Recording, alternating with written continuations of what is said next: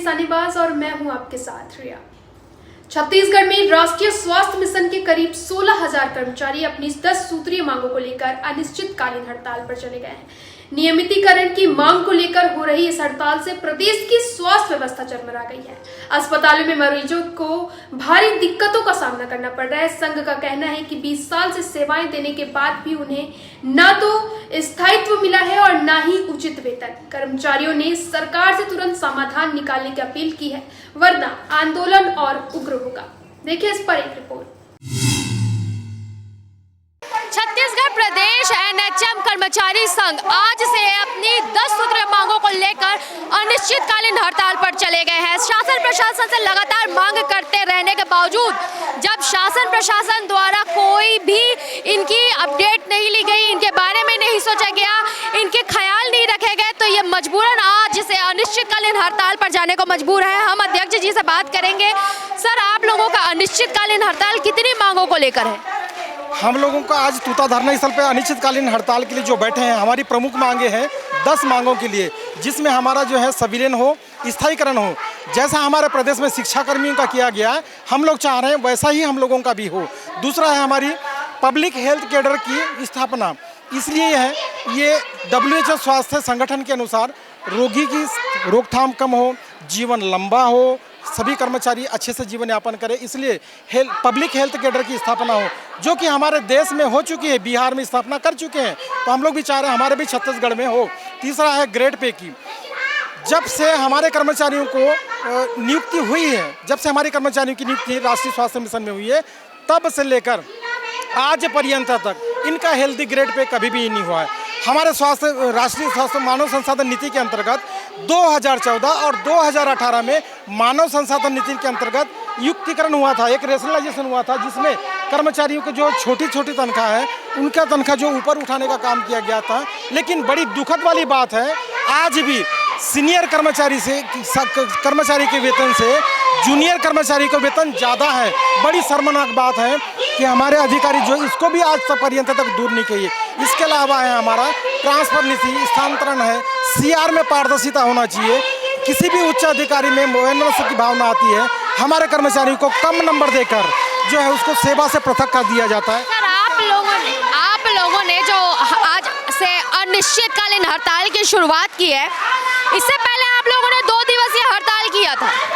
उस हड़ताल और इस हड़ताल के बीच में आप लोगों ने 1 महीने का गैप क्यों रखा? क्योंकि 15 से 16 जुलाई को आप लोगों ने हड़ताल किया था 2 दिवसीय।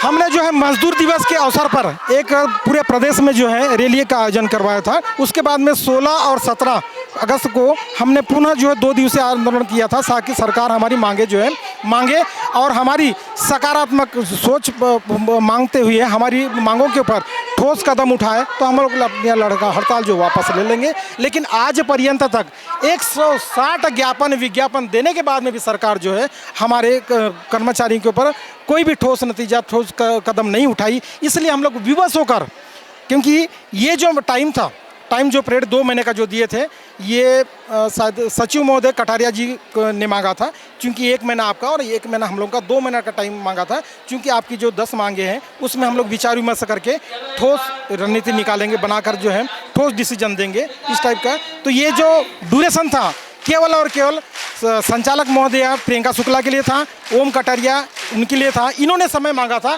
कि आपकी प्रमुख मांगों के लिए जो है हमको 2 महीना दीजिए, हम जरूर निराकरण निकालेंगे, इसलिए ये हम लोग टाइम दिए थे।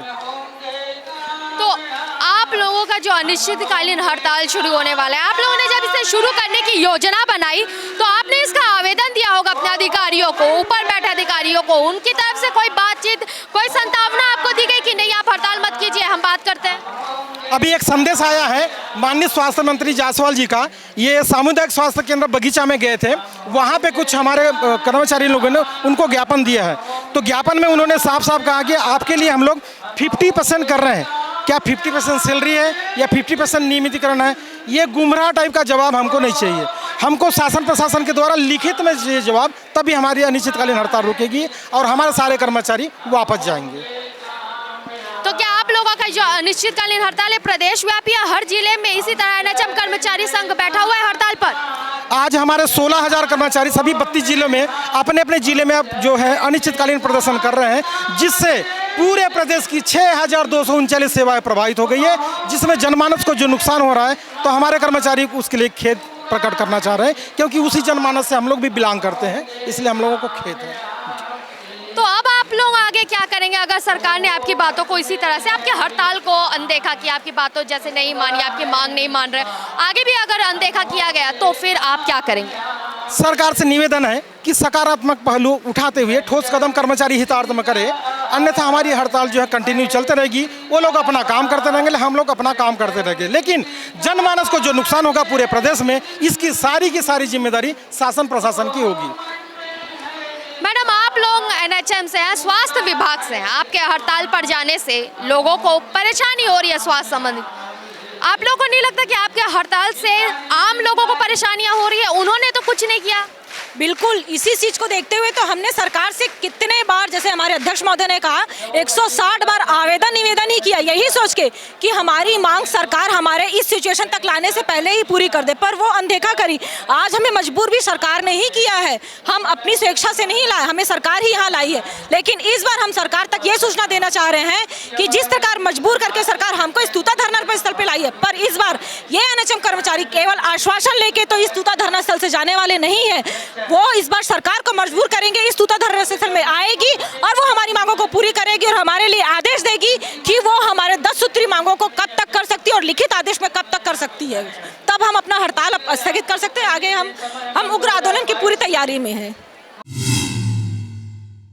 अब देखना होगा कि स्वास्थ्य मंत्री क्या आगे कदम उठाते हैं। स्वास्थ्य विभाग द्वारा लगातार अनदेखी की जा रही है, स्वास्थ्य विभाग के कर्मचारियों की लगातार उनकी मांगों को दबाया जा रहा है, जिससे आम जनता को स्वास्थ्य संबंधी जो परेशानी हो रही है उनके बारे में स्वास्थ्य मंत्री या शासन प्रशासन को कोई लेना देना नहीं है, वो देख भी नहीं रहे हैं। अनिश्चितकालीन हड़ताल पर आज एनएचएम कर्मचारी संघ आ चुका है। अब देखना होगा कि इसके बाद शासन प्रशासन की नींद खोलती है या अभी भी उनकी कुंभकर्णीय नींद जारी रहेगी। कैमरामैन नवाज के साथ सिमरन मिश्रा। अगर 16,000 कर्मचारी नेशनल एनआरएचएम के कर्मचारी अगर हड़ताल में हैं, तो मैं समझता हूं स्वास्थ्य मंत्री जी को जाकर उस धरना स्थल में समर्थन दे देना चाहिए, क्योंकि उन्हें ज़्यादा चिंता है, अपने विभाग को तो नहीं, आबकारी विभाग की ज़्यादा चिंता है, उनको दारू दुकानों की ज़्यादा चिंता है। तो मैं समझता हूं कि उनको जाके समर्थन दे देना चाहिए, उनसे जाके मिलकर चर्चा करनी चाहिए, आखिर उनकी समस्याएं क्या है। ऐसी तमाम खबरों से अपडेट रहने के लिए देखते रहिए निशान पास।